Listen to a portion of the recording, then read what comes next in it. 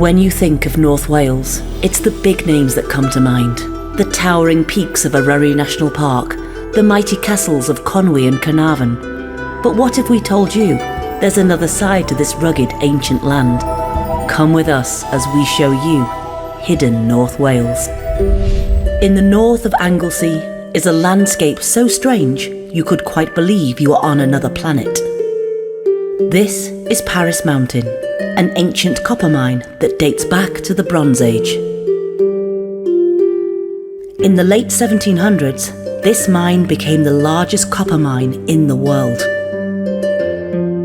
The land is rich in sulphur, iron, copper ores and alum.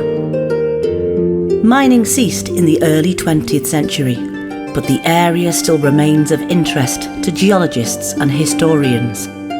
There is a vast visitor trail, making this a perfect place for walking, whilst learning all about the mine from useful information boards as you go. It's often described as eerie, unique, otherworldly, and of course beautiful. It's no wonder that it's been used time and again as a filming location for science fiction programmes. It's very, very different, and we highly recommend a visit to Parys Mountain. It's out of this world. When we stumbled across this next place, we knew we'd found something very special. Egwys Cwyfan is in Anglesey and is known as the Church in the Sea. The land this church was built on was once part of the mainland, but due to coastal erosion, it now sits on its very own tiny island. When the tide is in, this church is definitely all at sea. It was built in the 12th century, but by the 19th century, it was a ruin. In 1893, funds were raised to restore it and surround it with a sea wall to protect it from further damage. There are no services here these days, but you can hire it as a wedding venue if you so wish. We enjoyed our walk across, and we had this place absolutely to ourselves. Do check this place out. It's idyllic. But remember, do check the tide times. Our next stop is just a little eerie and has a very dark past. This is Riddimuan Valley, just outside of Mold in Flintshire. It's a Second World War site that was used for the storage and production of mustard gas. But also, this has an atomic bomb connection. It doesn't seem possible looking at it now, but this place was so secret you couldn't find it on any maps. In early testing of gaseous diffusion, 4 pilot gaseous units were built in the UK, 3 of which were in this building, P6. Early work here that went on to change the world forever. You can visit this site easily enough, but it does take some planning. You will need to become a member of the Friends of Riddymuan Valley or the Rhydymwan Valley History Society. It's fascinating to wander around these old buildings from that time and see graffiti and calculations written on the walls. This one really is off the tourist trail, and our favourite fact, it was the only UK wartime installation never located by German intelligence. Let's move on. If you're looking for a nice quiet walk with a hill fort thrown in, then Foel Ffyntley is for you. Most people climb the hill opposite Moel Famau, the highest peak in the Clwydian range, but just next door and sharing the same car park is Foel Ffyntley, the second highest peak in the Clwydian range and a lot quieter. It's a relatively short walk up. It's about a mile. It is steep in places, but the views as you climb are spectacular. You can still make out the defensive ramparts of the old hill fort. It's thought to date from 600 BC. Roman coins have also been found here, showing that the site was still used in the Roman occupation of Britain. You do get a feel of the old fort when sat at the summit, but it's when you see it from a bird's eye view, you appreciate what a fantastic structure it once was.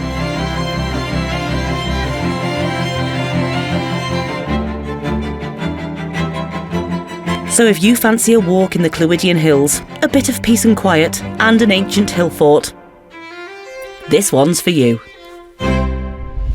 Next, we're off to Gaol, Ruthin Gaol to be precise. Although now open to the public, it's a quieter attraction with a fascinating past. It started life as a house of correction in 1654, but was expanded by the Victorians in 1866 when a 4-storey Pentonville-style wing was added. There was one execution here in 1903, and you learn all about his story. Tell us more, Rach. This is William Hughes, the first and last person to be hung in this prison, and the gallows were erected just the other side of the picture of the noose on the outside of the prison, so the prisoner didn't have far to go. The prison is also widely regarded as haunted. Reports include slamming doors, ghostly touches, and sightings linked to William Hughes. It's a great place to visit and to learn all about life in a Victorian prison. It's historically rich, atmospheric, educational, and even a little bit spooky. Definitely worth a visit. Next, we're off to a secret infinity pool, somewhere in Conwy National Park. We're going to keep the secret and not tell you its location, but it's probably the worst kept secret in Wales. It's not designed for swimming, but it is refreshing for a quick dip, and the views from the pool are spectacular. It was built in 2016 as part of a micro-hydroelectricity project by a local farmer. But thanks to social media, it's now a place to seek out and experience. Yes, even old uns like us. We sat in a waterfall! It's probably not something we'll do again, but really was an experience, and we met such a lovely bunch of people up there. One thing we will say though, if you do go, leave nothing but your footprints behind. Just outside the town of Holywell in Flintshire, you'll find one of the most holy and significant pilgrimage sites in Britain, St Winifred's Well. It's been called the Lourdes of Wales because of its long-standing reputation for miraculous healings. According to legend, in the 7th century, Winifred, a noble-born woman, was beheaded by Caradog after rejecting his advances. Where her head fell, a spring miraculously materialised. Her uncle, Saint Bueno, placed her head back on her body and prayed fervently over her, and she was restored to life. Winifred then devoted herself entirely to the monastic life for the rest of her days.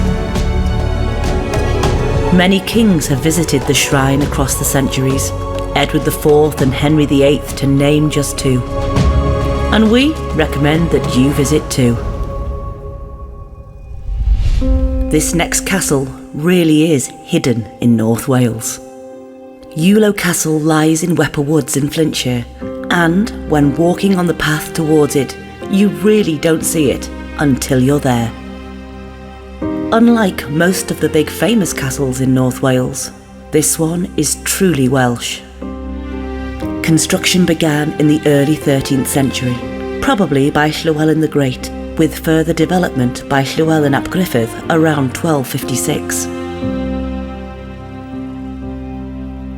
The site where today's castle sits was already significant. It was where the Battle of Ewloe had taken place in 1157. This is where Owain Gwynedd ambushed Henry II's forces. Today, this ruin is free to visit and is managed by the Historic Environment Service, Cadw.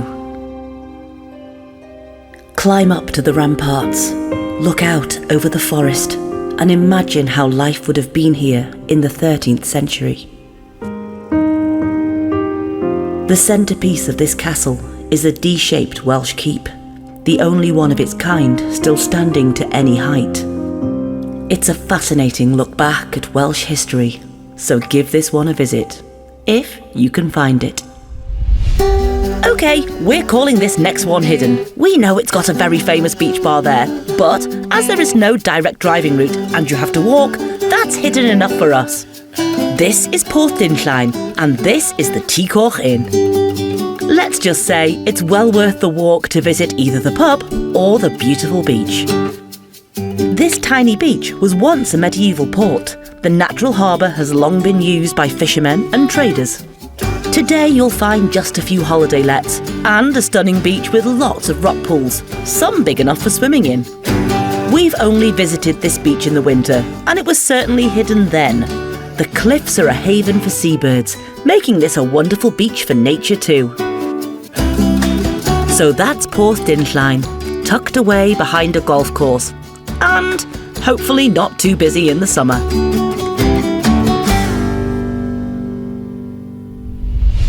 On the north coast of Anglesey is the old Pthwen brickworks.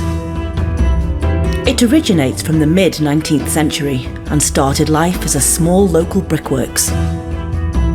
In 1908, Charles Tidy took over and introduced press brick methods instead of wire cutting, and business boomed.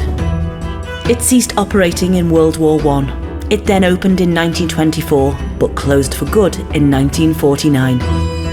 Remains today include 3 beehive kilns, chimneys, moulding and drying sheds, engine and boiler houses, a warehouse, a tramroad incline, and crushing machinery. It is on private land, but the Welsh coast path goes right alongside it. If you visit, please take care. This site is slowly being reclaimed by nature, and there are a lot of steep drops. It is a fascinating look back in time though. Enjoy. Tucked away on the Llŷn Peninsula, you'll find Porth or Whistling Sands. It's a beautiful small crescent beach, nestled beneath steep grassy cliffs. It's one of only 2 beaches in Europe where the sand squeaks. When the temperature is right, the unique shape of the sand grains make a distinct whistling sound as you walk on them. Do be mindful if you want to swim here, as currents can be strong. It's another great beach for rock pools, and there are even a couple of caves at the far end. This beach is dog-friendly in the winter, but it's a no-dog beach from April to September. It's absolutely idyllic, and with just a small seasonal shop, often one of the quieter beaches. We loved our visit here, and absolutely loved the dramatic background to this beach. Porth or Whistling Sands could be the hidden beach for you. Now this might look like an old Welsh castle, but this one was only built in 1812. It is of course Gwyrch Castle. Only a few years ago, this castle was incredibly popular. Why? Well, during the pandemic, the British version of I'm a Celebrity was filmed here instead of Australia. Now, in 2025, most people have forgotten about that, and it's back to plain old Gwyrch Castle once again. This castle was constructed as a memorial to the Lloyd family, ancestors of the builder, Hesketh Bamford Hesketh. It's a grand Gothic revival country house, although it does a great job of looking like a romantic medieval castle. During World War II, it was used to house Jewish refugees, and later a training site for military units. But between 1980 and 1990, it fell into a state of disrepair. But there's a happy ending for this castle. In 1997, 12-year-old Mark Baker was so fascinated by this building that he founded the Gwyrch Castle Preservation Trust, and so began a life's work of securing the future and restoration of this magnificent building. It may no longer be a celebrity, but it's well worth a visit. Just outside the busy seaside town of Rhyl is this little oasis. This is Brickfield Pond Nature Reserve and is a perfect place to relax and unwind if Rhyl has gotten all a bit much. This now tranquil site started life as a clay pit. There is a walking route right around the lake, and on your way, plenty of sculptures to see. The lake is full of birds and birdsong. It's easy to forget that Rhyl is literally right next door. You can also fish in this lake. It has carp, pike, tench, bream, roach and perch. But do remember, you must book any fishing through the Brickfield Angling Club. We really enjoyed our visit to this nature reserve, and we think you'll find it's the perfect antidote to Rhyl next door too. Just outside the village of Gwern in Gwynedd, you'll find the path that takes you to a really beautiful waterfall. This is Abba Falls, and its water plunges 120 feet over a dramatic sill of igneous rock. It doesn't have any accolades like being the tallest or fastest flowing, although it did earn the title of Most Instagrammable Waterfall in 2022. It's best to visit just after heavy rain, as the water really does thunder down then. So, if waterfalls are your thing, especially Instagrammable ones, this one's for you. This is Basingwerk Abbey and the starting point of the North Wales Pilgrim's Way. This route is 135 miles long, starting here and ending at Bardsey Island. This abbey was founded in 1132. In 1147, it became a Cistercian abbey. Cistercian monks focused on prayer, farming and serving the local community. The ruins that remain today give you a sense of its former size and layout. Like many monasteries, it was dissolved by Henry VIII during 1536. The monks were expelled and the buildings fell into ruin or were quarried for stone. This site is free to visit and is a truly fascinating part of hidden North Wales. Thank you for joining us on today's tour, and we hope you've enjoyed this video. We know there are many other amazing hidden spots in North Wales, but we'll save those for another time. If you've enjoyed this video, please give it a like and drop us a comment. And if you love North Wales as much as we do, subscribe to the channel, as we have a lot of North Wales content. We've been Postcard and a Pint. Cheers. I went to the library the other day. I said, can I have 2 portions of fish and chips, please? They went, this is a library. I went, oh, sorry, can I have 2 portions of fish and chips, please? Ah.